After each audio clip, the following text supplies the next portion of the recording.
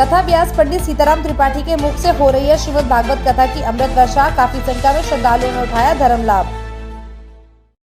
जनपद मुजफ्फरनगर की इंदिरा कॉलोनी में श्रीमद् भागवत कथा का आयोजन विगत 6 जुलाई से चल रहा है। श्रीमद् भागवत कथा की अमृत वर्षा कथा व्यास पंडित सीताराम त्रिपाठी के श्री मुख से की जा रही है, जिनके द्वारा श्रीमद् भागवत कथा का बड़ा ही सुंदर वर्णन किया जा रहा है। कथा श्रवण करने के लिए दूर दूर से महिलाएं और पुरुष कथा में शामिल हो रहे हैं और धर्म लाभ उठा रहे हैं।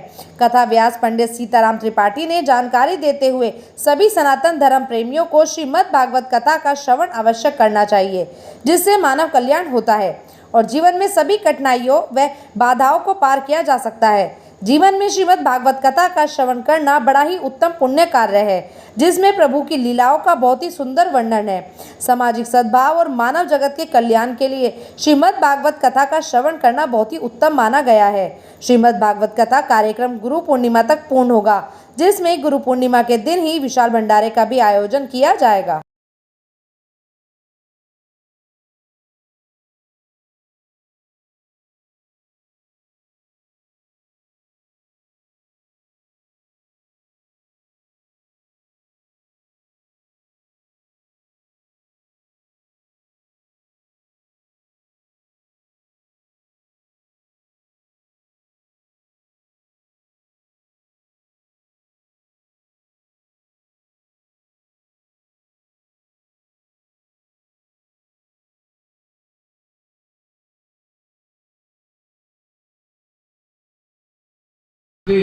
संभाव होना चाहिए। कोई रास्ते में बुजुर्ग मिल जाए तो उसको रास्ता में महाराज किनारे पहुंचा देना चाहिए और समय समय पर अपने घरों में, अपने मोहल्ले में कभी मंगल कार्य करना चाहिए, कभी कीर्तन आयोजन करना चाहिए, कभी सुंदर कांड करना चाहिए, कभी हनुमान चालीसा करना चाहिए। बोले इससे क्या होगा? बोले लोगों में एक मानसिकता अच्छी जाएगी और जहाँ पर भगवान का नाम होता है वहाँ का वाइब्रेशन, वायुमंडल इतना शुद्ध हो जाता है कि जब कोई नया आगंतुक व्यक्ति आता है पुलिस मोहल्ले में आने में मुझे परम सहस्र नाम दुर्लभ राम नाम बरानने। एक बार की बात है, भगवती को शिव के साथ कहीं बाहर जाना था। भगवती का पूजा पाठ का बड़ा पथंगा था। उन्होंने कहा विष्णु शास्त्र नाम तो नहीं हुआ, अभी शिव शास्त्र नाम तो नहीं हुआ। उन्होंने कहा देवी भी चिंता मत करो, जो एक बार राम का नाम लेता है तो सभी की पूजा संपादित हो जाती है। इसलिए राम की बड़ी महिमा। राम रामेति रामेति रमे नामे मनोरमे सहस्र नाम तत्तुल्यम राम नाम वरानने। इसलिए आइए अयोध्या पे चलते हैं। अयोध्या में एक राजा है जिनका नाम दशरथ है और एक लंका में राजा है जिनका नाम दशानन है।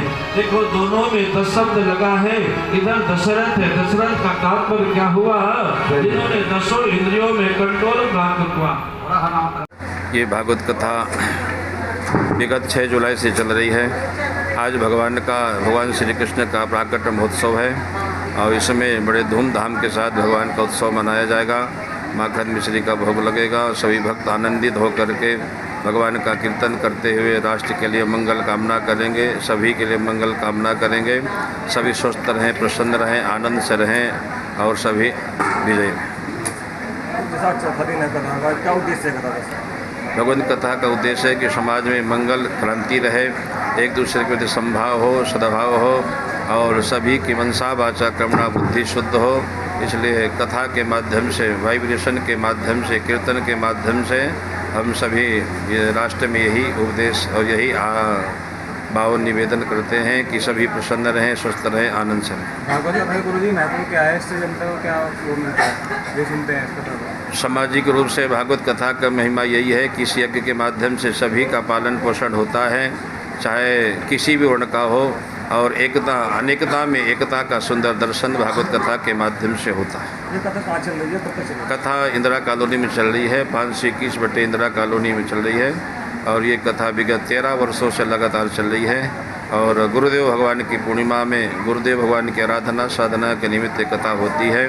इसमें सभी जन समुदाय दिल्ली से भी, आगरा से भी, इधर उधर से भक्त लोग आकर के और गुरु जी का पूजन करते हैं और राष्ट्र के लिए मंगल कामना की सुंदर अभ्यर्चना करते हैं।